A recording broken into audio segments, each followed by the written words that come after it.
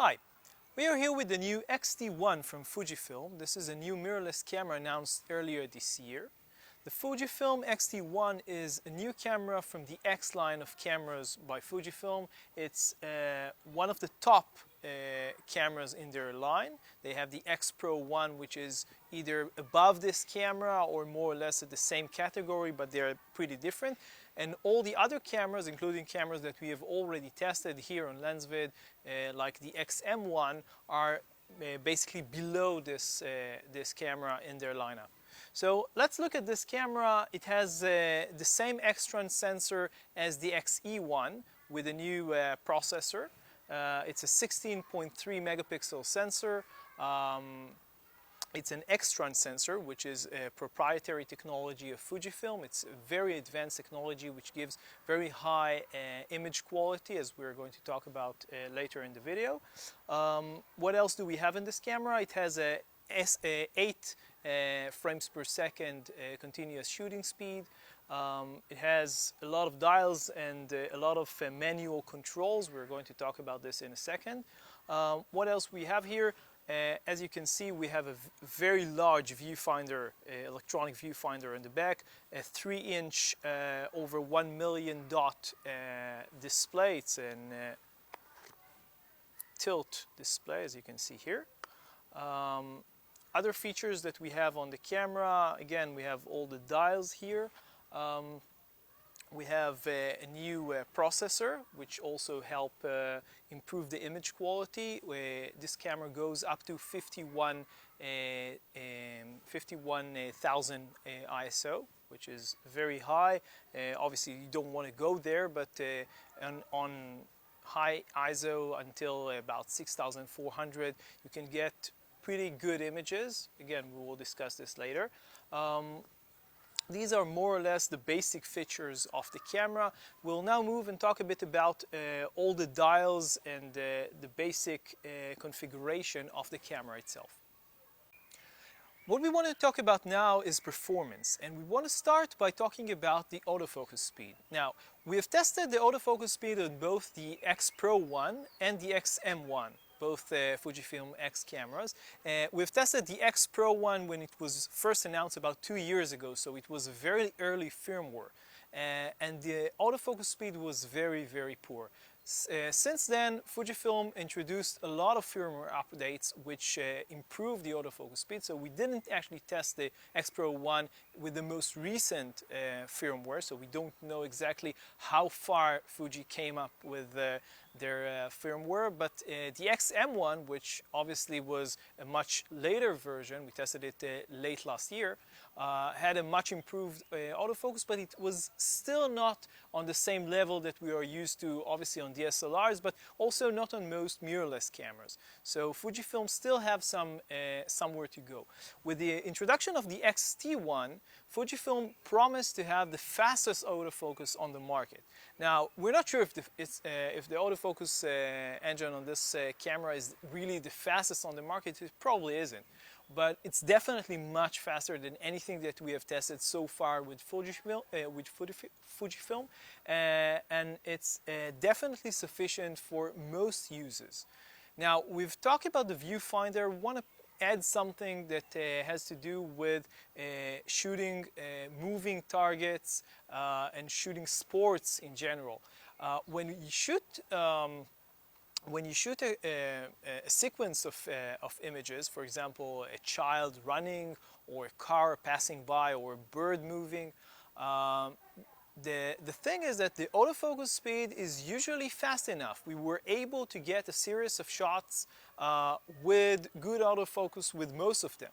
The problem was that the viewfinder wasn't fast enough to actually show us each consecutive image. So we were able to get the series of shots, but we weren't able to see what we were shooting. So only afterwards were we able to actually look at the images either on the computer or on the camera itself and see that we either got or didn't get the images that we want. So again, the autofocusing speed of this camera is very good. They're really been able to improve the autofocusing speed, but they still have work to do with the speed of the refresh rate or the speed of the viewfinder actually showing us the images that it captures. So this is what we have to say about the autofocusing speed.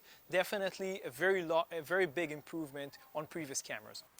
Now we want to talk about the image quality of the X-T1. As we have said before, the X-Tran sensor, which is the proprietary sensor from Fujifilm, has very high image quality, and we have seen this in the X Pro 1, which we tested 2 years ago, and the XM1, which we tested last year. And this camera is by no means an exception. The image quality is very, very good even in high ISOs. Even up until ISO 6400. What we have done is take this camera and our default test camera, which is the D7100, and we basically compared images from both cameras. You can see this now on the screen. We have taken both cameras shoot the same thing with the same parameters, basically manual settings and everything comparable in both cameras. Now, what we've discovered, and this is not unique to the X-T1, it's true for the entire line of cameras from Fujifilm that we have tested, is that when you take images that are coming from this camera and compare them, for example, to the Nikon, the exposure is not the same. So let's say that you're using a shutter speed of 1 to 100 and an ISO of 100 and a shutter and an aperture of 2.8, you won't get the same exposure on this camera as you will get on the D7100. The D7100 will get a brighter image, while this camera, and again, both previous cameras that we have tested, will show you a darker image. So you can see this on the screen, and the images are not exactly comparable. So this is something that Fuji, we think, need to address, or at least explain how come it's so different than what we're getting with different cameras, for example, the Nikon. But keep that in mind when looking at the images. But when we actually look at the quality of the images, we see that we have far less noise at the same ISOs on the X-T1 that we get than what we are getting on the D7100. On both cameras, we turn the noise reduction off, or zero in this case on the X-T1. So it's nothing to do with the noise reduction feature of the camera itself. Now you can see the images from the X-T1 and the D7100 on the screen. What we now want to show you is some pictures that we have taken with the X-T1. We shot with two lenses. The kit lens, which is the 18 to 55 2.8 to f4. Very, very sharp lens. Very high build quality, by the way. It's a very nice lens. And you can see some images that we have shot with it. And we have shot also with the 55 to 200 millimeter, which is also a fairly nice lens. It has a strange aperture. It's 3.5 to 4.8, which is not the normal for these types of lenses, but also good build quality, very sharp images, even in pretty wide apertures. So these are the images that you can see now on the screen. We were very pleased with what we've got from the camera in terms of image quality, even in high ISOs. So this is what we have to say in terms of the image quality on the X-T1. Now we're going to talk about the camera itself, the design and the controls. As you can see, the camera has a retro look, basically like any other camera from the X series from Fuji. What's different about the X-T1 is that you have a very large rectangle which houses the viewfinder, a very large viewfinder, smack dab in the middle of the camera, which is different than what you can find on the X Pro 1 and the X-E1 and 2, which is on the side. So this camera has a slightly different look. If you like retro design, this is obviously something that you will find appealing. The build quality of the camera is superb, very, very high quality. The feel of the material is good. It has a nice grip to it, as you can see here. It's not very prominent, but it's good. On the back, you have another nice feature, which is a small grip here, which is also very comfortable to hold. In terms of openings, we have here a place for the SD card, and on the other side, we have a place, basically, here we go. We have a place for connecting sound, a microphone, HDMI, and USB. Now, as you can see, the place for the microphone, it's actually a 2.5 millimeter microphone and not a 3.5. We're not sure why Fuji went with 2.5, but it's a bit annoying because it doesn't fit our normal microphones.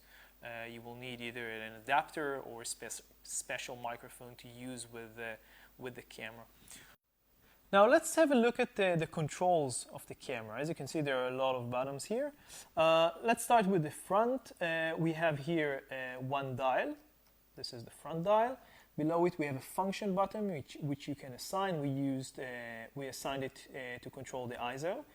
Below we have here a button which releases the lens. If we look at the other side of the camera, we have the flash sync connector. And below it, we have a dial or status mode, which enable us to control the focus, either single, continuous, or manual focus. So this is all of the buttons and controls that we have on the front of the camera. Now let's look at the dials that we have on the top of the camera, like this. On the left, we have a dial that controls the ISO. Here it has a lock which you can change and control. It's pretty nice. Below it, I'm not sure if you can actually see this, we have another dial which you can control from this small lever. You just simply move it and it controls the ring. And it has all sorts of states. You can use bracketing. You can do continuous shooting, either fast or slow. The camera shoots at up to 8 frames per second, which is pretty quick. You have single. You can shoot an image on top of another image, which is something that we don't see in a lot of cameras. You have advanced, which is basically different filters. You have toy camera, and all sorts of other filters that you can find on a lot of cameras these days. And you have a panorama, which have different modes which we have used, and it's very nice. You can see some images on the screen right now. So these are all the states on this dial. Now, on the second dial that we have here, we have options for the shutter. And we have, again, a lockdown button here. And as we have seen before, we have another knob which controls either central area focus or full frame. You have different states of this dial. We have on the top, of course, the shutter button and the on-off switch. We have a video button here, which is not very convenient place to put the video mode. Actually, we discovered that the video on this camera, although it's a 1080p 60p, it's probably not the strongest feature in terms of the way that Fuji designed this camera to be used. It's primarily a stills camera. So I think that the place where Fuji decided to put this button is not necessarily something that just came from nowhere. It's a statement about the significance that the Fuji team put on the video on the camera. Finally, we have the last dial, the third dial, which is the exposure compensation. Very nice. Sometimes it tends to move on its own, but it's pretty strong, so it didn't happen to us a lot. The final button that we have here is the Wi-Fi. It's also a function button, so you can change its use, but it's perfectly nice to have a Wi-Fi button here. We use it quite a bit. We have another small, I'm not sure if you can actually see it, it's a viewfinder button here, which rotates through 3 different viewfinder modes. It either viewfinder, screen, or eye sensor, which means that it will rotate between the screen and the viewfinder depending on where your eye is. So these are all the dials and buttons that we have on the top of the camera. Now we'll take a look at the controls on the back. The first thing that we see when we look at the back of the camera, of course, is the large 3-inch display. It's a 1,000,000 dot display. Let's turn on the camera. And as you can see, if we put on an image, you can view the image either like this or like this, which can be seen in any angle for a better view in direct sunlight. Very comfortable to use. So this is the display. On the right, we have another dial, another control dial, which rotate between images, and if you want to get and look at the image closer, you can use it. We have the AEL, A lock button, and the autofocus lock button here on the right. We have the quick menu dial, the quick menu button, which can control all the important features of the camera very quickly. It's a very nice feature which all X cameras have. We have the joystick here, and below it we have the display and the back button, which can rotate. We can change from different viewing options. We have a virtual horizon which you can use, and a few other options. It goes to macro if you press this button. Everything, almost everything, is programmable, so it's pretty nice. You can change whatever you want in the buttons. For example, we've chosen that both the up and down buttons will go and pick the focus points. So, for example, if we press the button like this, you can change the focus. But also, if you press the upper button, you also change the focus. It's convenient for us for all sorts of reasons. Okay, so these are the buttons on the right. On the left, we have the delete button and the play button, which you can see here. The buttons themselves are pretty small. I'm not sure, it didn't bother us, but maybe people with larger hands will find this a bit annoying. But we didn't have a problem with it. Now, the last thing that we want to talk about is the viewfinder. Fuji integrated the largest viewfinder possibly in any camera on the market. At least this is the claim on this camera. Not just cameras with digital viewfinders, but also cameras with optical viewfinders. So this one is supposed to be bigger than what you will get on a professional level DSLR like the 1DX, which is the Canon 1DX, which is the largest viewfinder, optical viewfinder in any camera these days. So it's really huge, and it has all sorts of advantages. For example, Fuji integrated an option to see 2 images. You can see the main image when you focus manually, the main image, and on its side, a small, tiny image, another image on its side, which shows you the focus point. So you can see if you're in focus or not. So it's a really useful feature, and the fact that the viewfinder itself is very big is tremendously helpful. So in this respect, the viewfinder is a great addition to this camera. There are 2 things that we didn't really like about the viewfinder. One is the fact that it's a bit noisy. It's a 2.36 megapixel million dot viewfinder, so it's a very high resolution.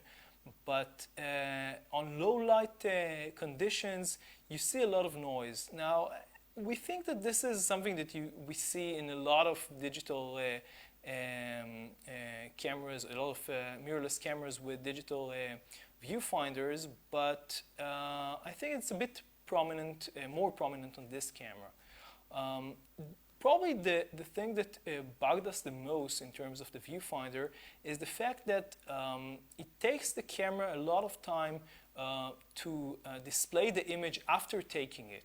What this means is that despite the fact that this camera has a very fast autofocus, we will talk about this in a minute, and a very quick continuous shooting mode, you can shoot up to 8 frames per second, it's not necessarily the best camera for shooting sports, which we hoped it will be.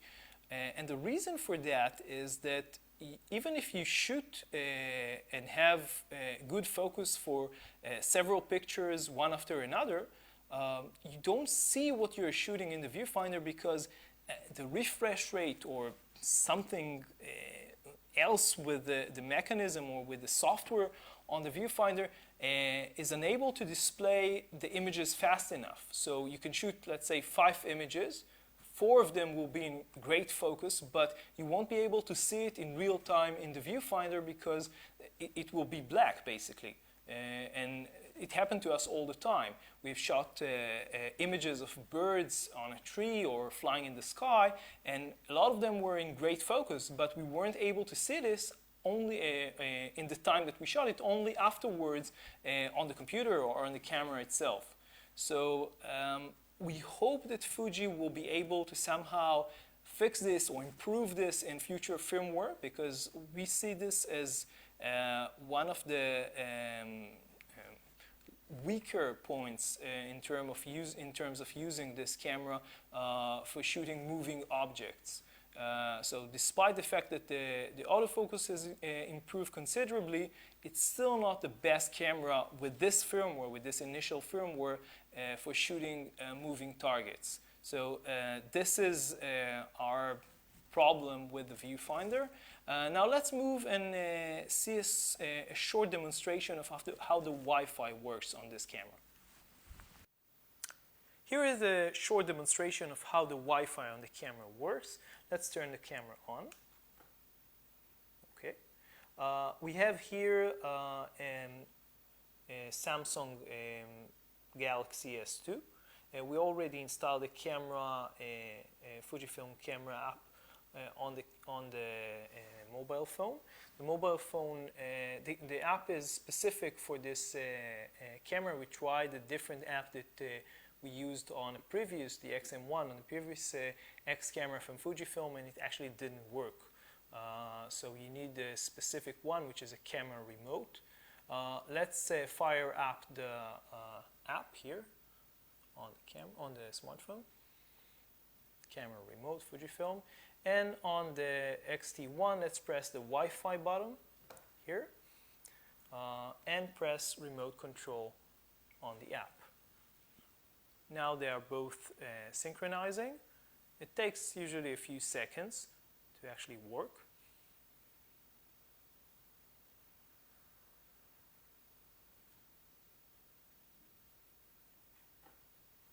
Here, it connected.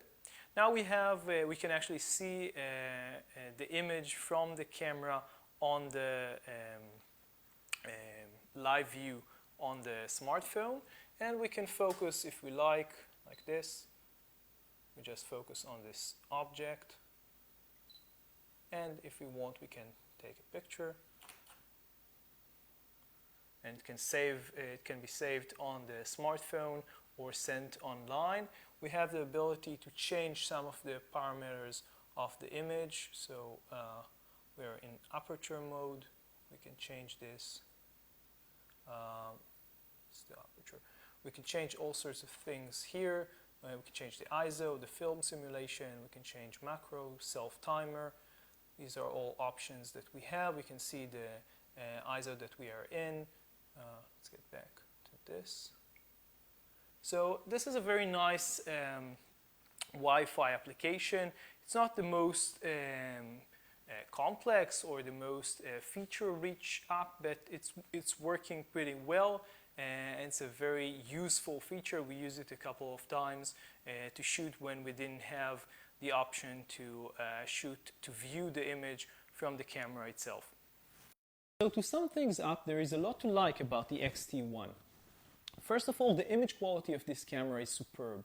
Now, it's at least on par with the best APS-C cameras, including DSLRs right now on the market. Also, the build quality of the camera is great. It's nice to hold in your hand, and the materials are very sturdy. Now, another feature which is very strong on this camera, and it's a big improvement over previous Fujifilm cameras, is the focusing speed. And it might not be the fastest in its category around the world, but it's still very, very fast and a big improvement over previous cameras. Another nice feature is the built-in Wi-Fi, and especially the application that goes with it. Fujifilm has done very good job in this respect, better than a lot of other manufacturers. So this is a nice feature. The camera itself has a very large viewfinder, digital viewfinder, which we find very helpful. Also helpful was the focus picking features, which have always been a strong point of Fujifilm, but on this camera in particular, especially with the large viewfinder and the split view, the focus picking is extremely useful. So this is another feature. There are a lot of manual controls that you can configure with this camera. So if you're an advanced user, this is something that you're definitely going to like. Now, there are a few things which we appreciated less on this camera, like any other camera. One of them, or the first thing that we noticed, was the steep learning curve that we faced when getting this camera for the first time. Now, we had a lot of experience with previous Fujifilm cameras, so this is not the first time that we handle a Fujifilm X series camera, but the X-T1 had a significant learning curve. There were a lot of things which were supposed to be very intuitive on other DSLRs and mirrorless cameras, which we had to go to the user manual and find out before we can actually start using this camera effectively. So keep that in mind when thinking about this camera. Now, a specific thing which bothered us was the fact that when using this camera on aperture mode, on A, you are basically unable, or at least we were unable, to find a way to control the camera from either the forward or backwards dial. The only way to actually change the aperture was using the lens ring and not the usual dial from the camera itself. Now, this isn't such a big issue, but if you accidentally turn the dial when you're shooting, because you, for example, use it to change the zoom on the camera or the focus, and this happened to us, this isn't the best way to actually handle the camera, and you can change it by accident and then not notice it until you actually take a picture. And again, this happened to us a few times. So this is a bit of a problem. Another thing that we didn't like, despite the fact that the viewfinder is very big and very bright, we didn't really like the fact that there is a lot of blackout time between shots. So if you're taking a series of shots, a series of consecutive fast shots, even with the fact that the camera itself is pretty fast, it's about 8 frames per second and have a very fast autofocusing speed, you don't actually see what you're shooting because it takes time for the viewfinder to actually refresh until it shows you the next image, or basically the next live view frame or moment. So this is another thing to take into consideration when thinking about this camera for shooting sports or basically any moving subject at all. So this is another point. The video options of this camera are also pretty limited. We didn't have a lot of time with the camera, so we didn't have a lot of time to test the video. But from what we have seen, it's pretty limited. And another limiting factor is the fact that the camera uses a 2.5 millimeter microphone jack and not the regular 3.5. So you will either need to find some way of using the microphone with a converter or something, or a dedicated 2.5 millimeter microphone jack and a microphone that goes with it. So another thing to keep in mind. All in all, what we think about this camera, well, it's a very interesting proposition from Fujifilm. This camera is primarily intended, we think, towards advanced users, people who will take the time to go over the manual, read all the fine prints, and get all the basic ideas of how to configure the camera specifically to their needs, because you can actually configure the camera very specifically, all the buttons and the dials to your purpose. But this is something that requires some work with the manual and with the camera. So these are the people that we think will actually appreciate this camera. Of course, everybody who likes retro design, this is a very retro looking camera, and high image quality. The image quality of Fujifilm X series cameras was always great, and this camera is by no means an exception.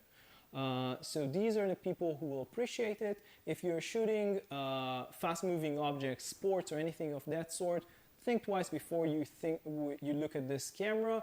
But again, it might change in the future, because these are the things that Fujifilm can actually they supposedly change with future firmware updates. For more on this camera, you can read on lensvid.com.